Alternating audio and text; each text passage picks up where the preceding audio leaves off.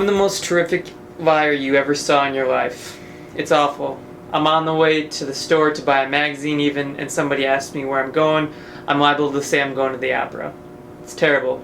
So when I told old Spencer I had to go to the gym to get my equipment and stuff, that was a sheer lie. I don't even keep my goddamn equipment in the gym. Where I lived at Pensy, I lived in the Assenberger Memorial Wing of the new dorms. It was only for juniors and seniors. I was a junior. My roommate was a senior. It was named after this guy Assenberger that went to Pensy. He made a pot of dough in the undertaking business after he got out of Pensy.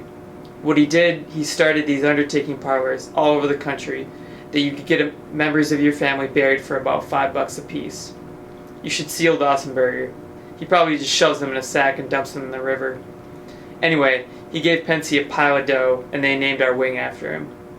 The first football game of the year, he came up to school in this big goddamn Cadillac, and we all had to stand in the grandstand and give him a locomotive. That's a cheer. Then the next morning in chapel, he made a speech that lasted about 10 hours. He started off with about 50 corny jokes, just to show us what a regular guy he was.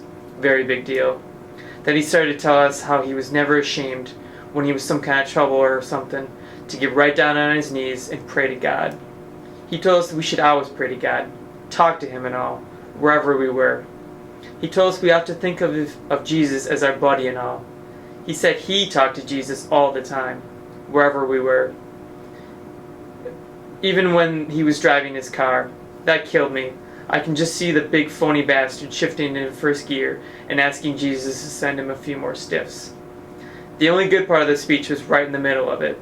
He was telling us all about what a swell guy he was, what a hotshot and all. And then all of a sudden this guy sitting in the front row of me, Edgar Marsala, laid this terrific fart. It was a very crude thing to do in chapel and all, but it was quite amusing. Old Marsala, he damn near blew the roof off. Hardly anybody laughed out loud, and old Assenberger made out like he didn't even hear it.